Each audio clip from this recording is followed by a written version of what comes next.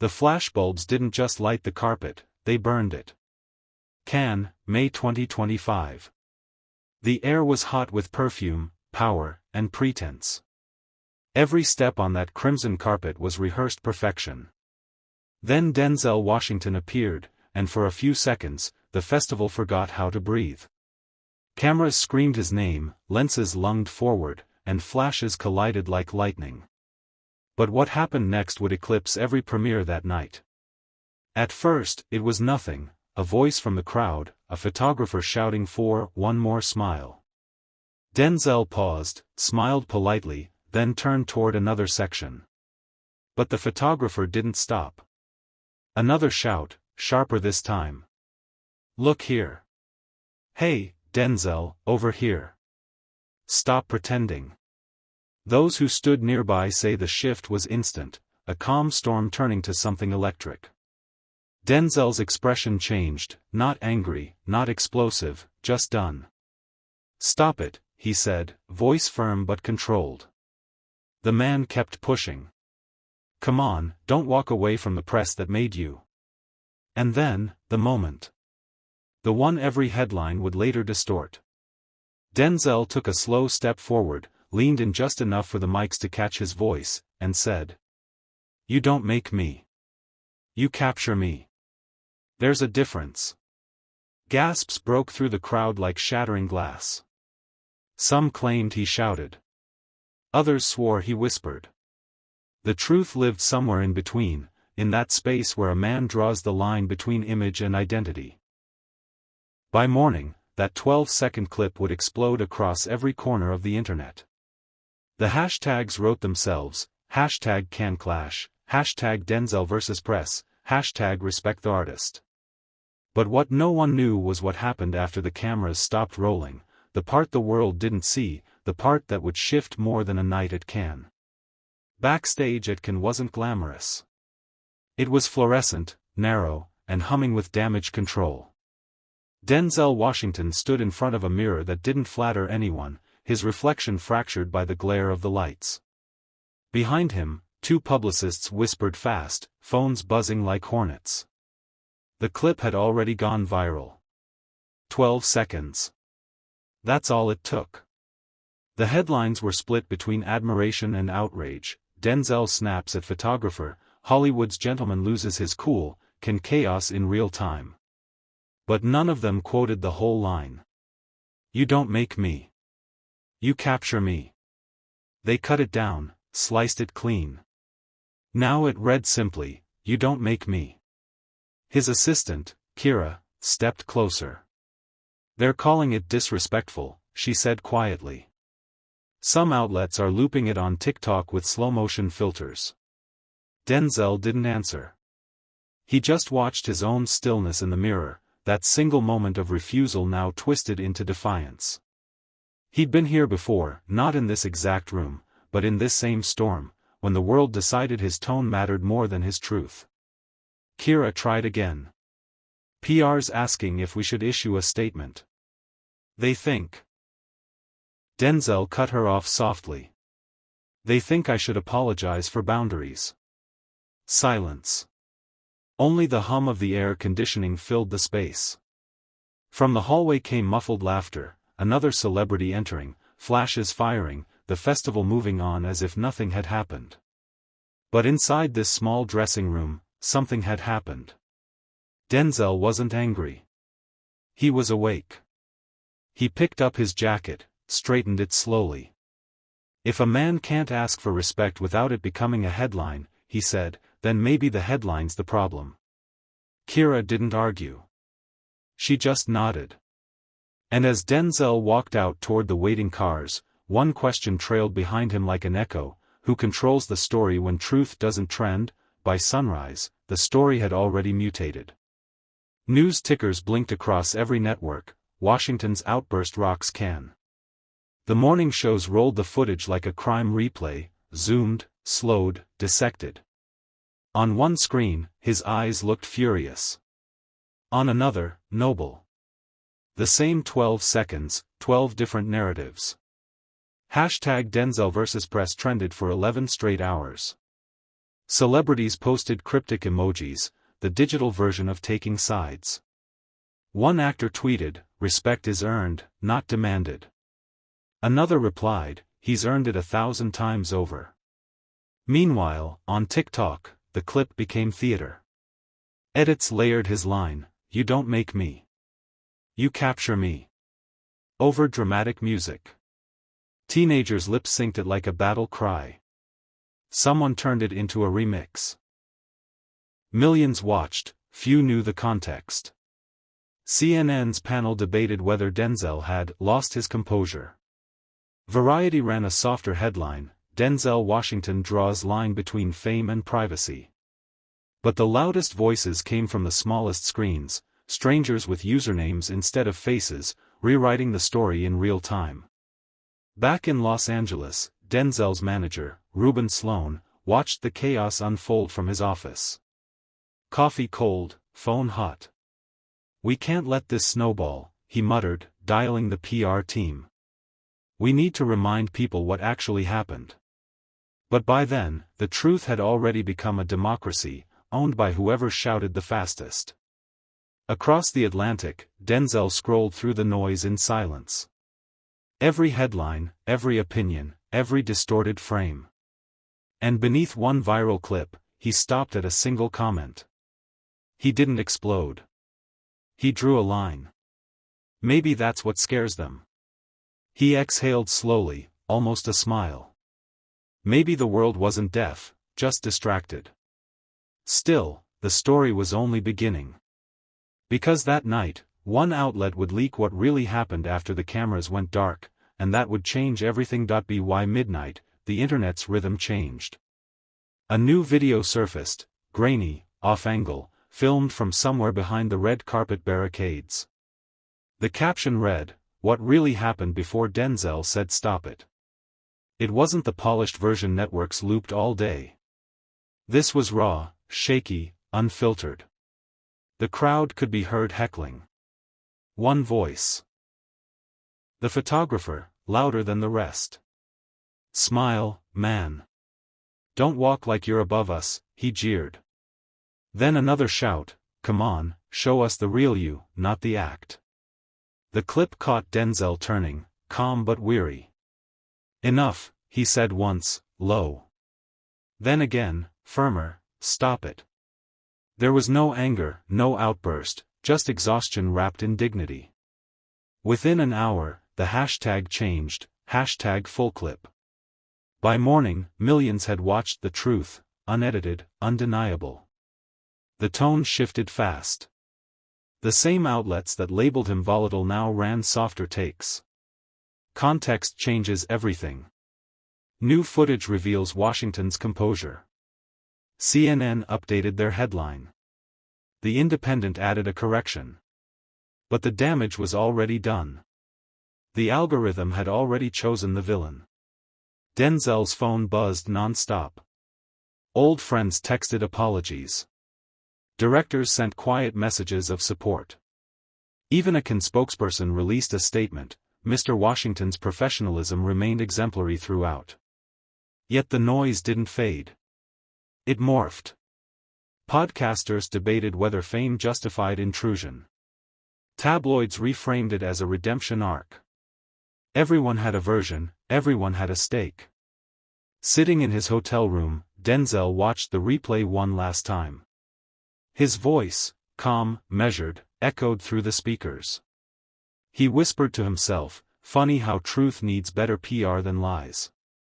Then his phone rang again. Caller ID, The Tonight Show. They wanted him live. Tomorrow. A chance to clear the air.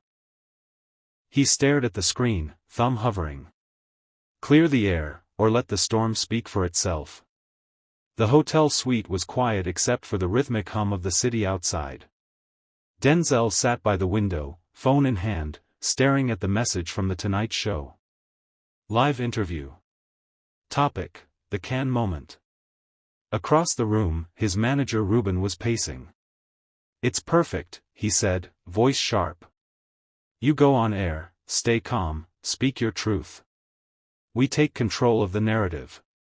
Kira shook her head. Or we feed the machine that built the lie in the first place. Denzel didn't answer. He just rubbed his thumb along the edge of his phone, eyes distant. For 30 years, he'd lived in the glare, every premiere, every press junket, every carefully worded answer. But this felt different. This time, they weren't after a quote. They were after his character. Do you want to explain or heal? Kira asked softly. He looked up, caught her reflection in the glass. What's the difference? Reuben threw his hands. The difference is 100 headlines tomorrow. If you stay silent, they'll call it guilt. If you speak, they'll call it damage control. Pick your poison. Outside, the sea wind rattled the curtains. Can still glittered below, champagne, laughter, photographers posing with new prey. Denzel exhaled, long and tired. I've spent a lifetime giving them sound bites, he said. Maybe it's time I give them silence. Reuben froze. You're turning it down? I'm choosing peace, Denzel said, standing. That used to mean something. Minutes later, he texted the producer 3 words, not this time. The response came instantly, are you sure? He didn't reply. He walked to the balcony, watching the flashes still popping in the distance. Down below, someone shouted another star's name. Different night. Same circus. And as he turned away from the glittering chaos, the decision felt right, until a headline broke the next morning that made silence impossible. The morning headlines were louder than the truth ever could be. Exclusive, Washington called photographer a nobody, insider claims.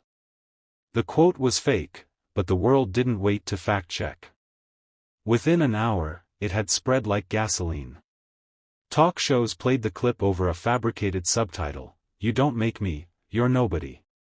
Reuben stormed into the suite, waving his tablet. They're running with it. It's trending everywhere. Denzel blinked slowly. Of course it is.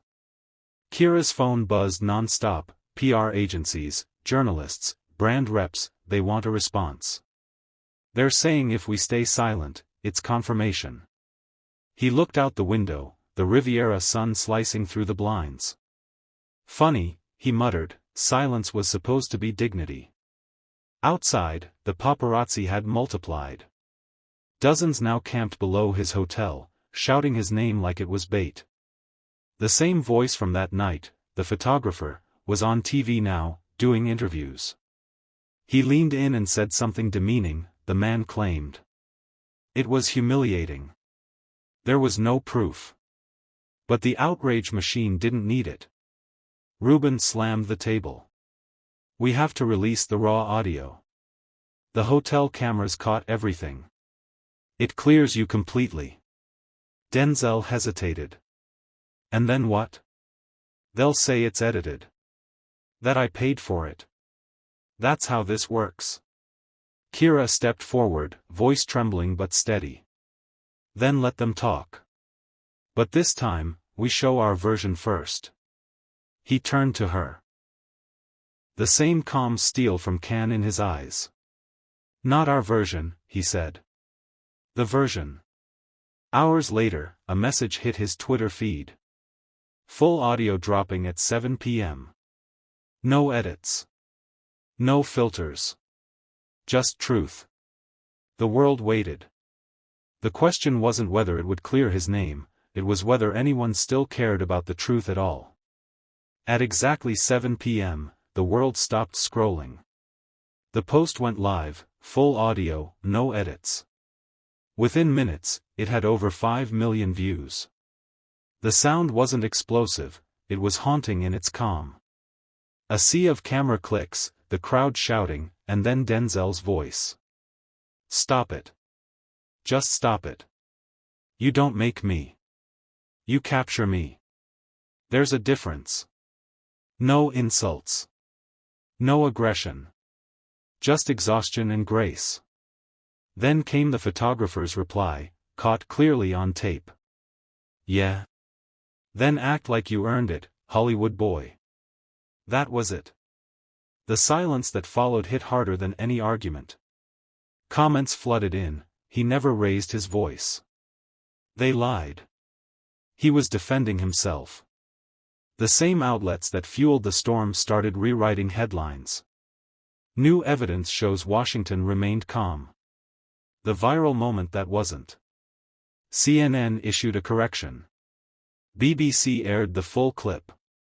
Even Fox News used the word misrepresented. But the internet had already found its hero, not because he fought back, but because he didn't have to. At his hotel, Denzel watched the numbers climb, expression unreadable. Kira exhaled in relief. Ruben half smiled. "You're cleared," he said. Denzel shook his head. "No. I'm seen. There's a difference." His phone buzzed again, a text from an unknown number. "Mr. Washington, I'm the photographer. I need to talk. Please." Ruben frowned. "Ignore it." But Denzel didn't. He stared at the message for a long time. "You know what's crazy," he said quietly. "The story's never about the truth. It's about who's brave enough to tell it face to face." He looked up. "Set up the meeting." The storm wasn't over, it was about to turn into a reckoning. The cafe was nearly empty, a quiet corner of Cannes where even the waves outside seemed to hold their breath. Denzel sat at a small table by the window, black coffee untouched, watching the reflection of the street behind him. Then the door opened. The photographer stepped in, younger than Denzel expected, maybe late 30s, camera strap still hanging around his neck like a habit he couldn't quit. For a moment, neither spoke. Then Denzel nodded toward the chair across from him. "Sit." The man hesitated before lowering himself, clearing his throat. "I didn't come for a photo," he said. "I figured," Denzel replied evenly. "You came for forgiveness." The man's eyes flickered. "For the record, I didn't mean for it to go that far. The edit wasn't mine. I just wanted a headline," Denzel finished. His voice wasn't angry. Just tired. "You got one." Silence stretched.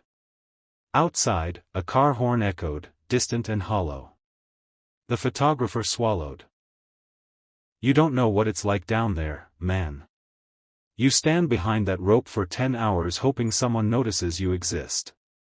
Denzel leaned forward. "You think I don't? You think I haven't spent 40 years in rooms where people decided what parts of me were worth showing?" Their eyes met, for the first time, not as predator and prey, but as two men carrying different kinds of hunger. The man's voice cracked. "I lost everything. My job, my credibility." Denzel sat back. "Truth costs. Always has. The question is whether you're willing to live with the receipt." For a long time, neither said a word. Then Denzel stood, placed a folded paper on the table. "This is a statement. You'll release it. Not for me, for the truth. Then we're done." The man looked down. It read. "I lied." He didn't. When Denzel left, the doorbell chimed once, soft and final. Outside, the paparazzi still waited, but for the first time, he didn't look at them. He looked past them. By morning, the statement was everywhere. "I lied." He didn't. Two sentences that rewrote an entire week of chaos. Major outlets ran the story under a new headline. "Photographer admits false claims, Denzel Washington vindicated."